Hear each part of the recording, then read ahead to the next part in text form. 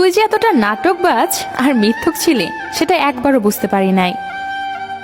যে শহরে পুরোটা অলিগলি জুড়েই অন্ধকার, এই শহরটাই আমার। সান্ত্বনা দিতে সবাই পারে, কিন্তু ভিতরে থাকা কষ্টের সান্ত্বনা কেউ বুঝে না। চলে যাচ্ছ যাও, তবে তোমার স্মৃতিগুলো সাথে নিয়ে যাও।